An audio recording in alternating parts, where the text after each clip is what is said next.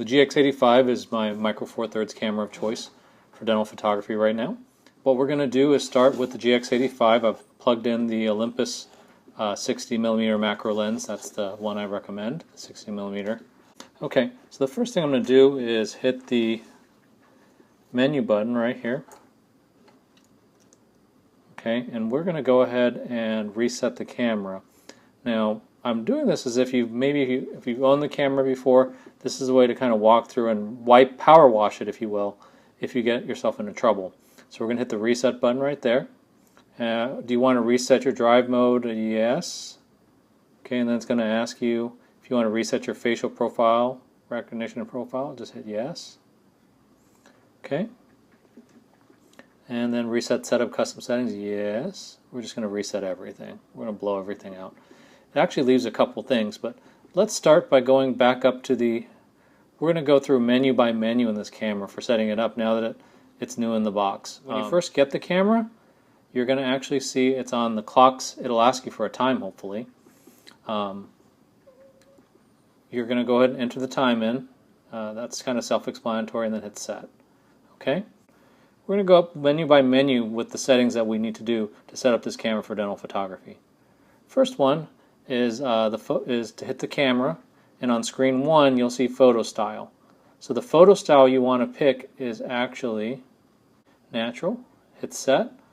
The next thing, filters off, aspect 4:3, leave that. Picture size is large, leave that. Quality is fine. The 6 blocks is fine. 3 blocks is, this is very fine, fine. Raw plus very fine, raw plus fine, and then raw. In my office, we just use the super fine or even the fine. It's enough. If you're capturing a picture with correct exposure and the correct color balance, raw becomes much less valuable to me for day-to-day use. You know, if you have something important or tricky, you can change it temporarily to raw if you like, or shoot in raw all the time. I'll leave that up to you. On the second screen, nothing here I'm going to change from default on the second screen. Everything here I'd leave default. Everything here I'd leave default. Everything here I would leave default. Everything on the 6th screen. Yes, there's a lot of screens. But I just want to walk through these screens for you for reference. I'm going to skip through, and there really isn't anything else here. There's one setting here to set, and that's on the 8th screen. It's going to come up again as a stabilizer. In operation, you want to leave it stabilized for still pictures. For video, I like to have it on also. Okay, that's going to give you a much smoother video picture, particularly with the 60 lens that isn't stabilized. Okay, we're going to touch that. And now the next menu you want to walk through is the video setting menu. Okay, that's the second icon here. For photo style, we're going to also want it on natural, filters off, snap movie off. If you turn on snap movie by accident, you're going to be really frustrated because snap movie makes lots of 5-second clips. So leave that off. Record format, I like MP4, easy to edit, so leave it at that. Okay, easy to edit, easy to copy off your computer or to your computer. I actually jumped out, so I'm going to hit menu again, and that puts me back in. We're back in the camera. So MP4 record format, leave that the same. Record quality, this is the other one you're going to want to set. I'm going to recommend for most people, either you're going to want 4K 30 frames per second or full HD, which is 1080p at 30 frames a second. I don't like 60 frames a second. I would recommend one of those two, but for most people, we're going to recommend the 4K 30 frames per second if you want that wow in your video and have a very fast memory card. If you don't have a very fast memory card, and by that I mean UHS 1 or faster, then pick full HD 30 frames a second. Okay, that would be 1080p. Only use 4K if you're buying nice memory cards. Otherwise, you'll get skips in your video. Next thing we're going to talk about, focus mode, leave that the same. Leave that default. And then there's a stabilizer again. It's the exact same menu as before, as on the camera menu screen. So if you hit it, you'll see the same exact options. We've already changed that. And that's pretty much the only thing you need to set here. When you get into video, you'll play with those a little bit more later. The custom wrench menu, custom set memory we're going to come back to. Silent mode, no, leave everything else the same. Shutter AF means that if you half press on the shutter, it starts autofocusing. That's what most dental staff and dentists tend to expect. Half press release, no, leave everything else the same. Leave everything there the same on the fourth screen. Everything there the same. On the fifth screen, there's one little jewel I found hidden in there, and this is monochrome live view.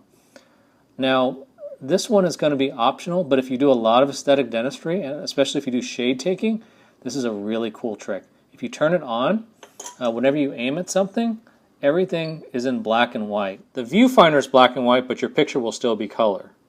But when you look at all these number 2 shades, you'll see they're all the same exact color on the monochrome, so you don't get fooled by color shifts.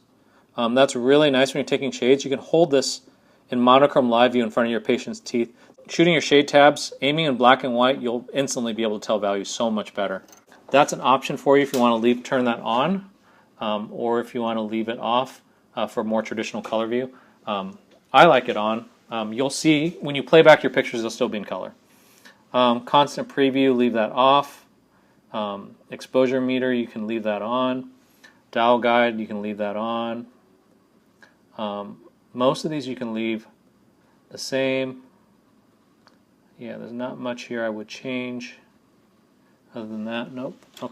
Okay, let's go to the wrench button. Okay, again, clock set. Wi-Fi you can play around with if you need to transfer things to your camera. That's in the manual. I'm not going to go over that because not everyone uses that. The beep, you can change your beep volume here.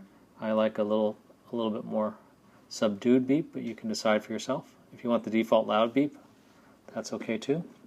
And then let's see, everything else, I think we leave default on here. Yep, that's it. So that is all the menus that you need to know for this camera. Let's go on. I know we're 10 minutes in, but we're almost done. Okay, so now I'm going to switch my mode, if you haven't already, to manual mode. That's M here. We're going to go ahead and turn the wheel, the aperture wheel. That is the wheel up here, up by the trigger here. We're going to turn that, and you can see the number in the lower left there change. That number then in the lower left is changing. We want to change that number to 16. Okay, F16 is the magic number for Micro Four Thirds. Oh, but I thought Dr. So-and-so in my photography class taught me F22, and I must use a ring flash. Well, if you're using a Canon or Nikon SLR, you have a bigger sensor, and yes, you need F22 for those. But for this smaller sensor, you can use F16. Actually, you can use F11, but 16 gives us a little more wiggle room. Okay, so here is the wheel. Here is for shutter speed. We're going to turn that to 1/160th. Now, normally in my photo classes, I teach 1/200th, but this particular camera, the flash synchronizes at 1/160th. So that is what we're going to use here for this camera. So next button is the ISO button. That is right here, ISO. I don't know why it's not showing very well, but there you go. Hit the ISO button right here. Okay, and our ISO, we're going to set that ISO to 400. Okay, in previous videos I've said 200. 400 will let your flash work about half as hard. So that will give you a faster flash recovery time. That's why I went to 400. There's a slight cost to image quality, so if you want the maximum image quality, set your ISO to 200. But if you want a little bit, you want a slight compromise, you can set it to 400. If you really want fast flash recovery, you can set it to 800. To me, that's a little bit grainy, so I like 400. Next, we're going to go ahead and set our white balance. That's this button right here. Okay, our white balance. You're going to go ahead and pick the white balance you want to pick is the flash white balance right there. Okay, so go ahead and hit menu to set it in the middle. Okay, now that that's done, we've set pretty much everything. Now we're going to go ahead and install the flash. Okay, for the flash settings, this is the Panasonic FL200L flash. We're going to go ahead and you can hold on the on-off button, hold it down to turn it on. I've already done so. Once it's on and charged, you'll see a red and green light.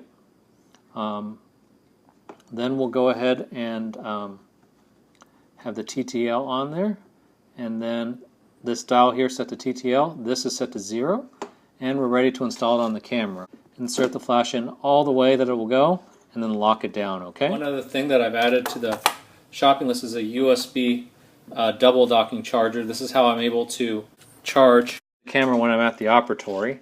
You just plug this in here. You can plug in up to 2 batteries, including the one I just killed, and then plug a micro USB right there, either plugged into either a computer or a phone charger, and then you can charge 2 batteries at once and always have them on hand.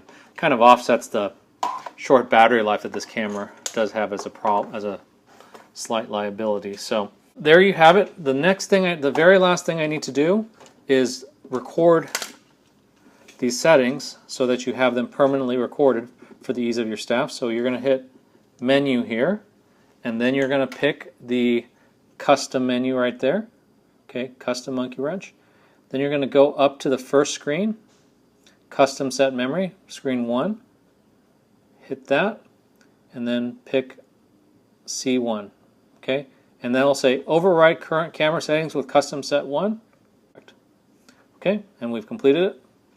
From now on forward, we should be able to, let's say for instance, we just touch the camera and just totally screw things up. Okay, I've switched to S mode, I've spun the dial, I've hit this, I'm in high rapid fire, everything's all messed up.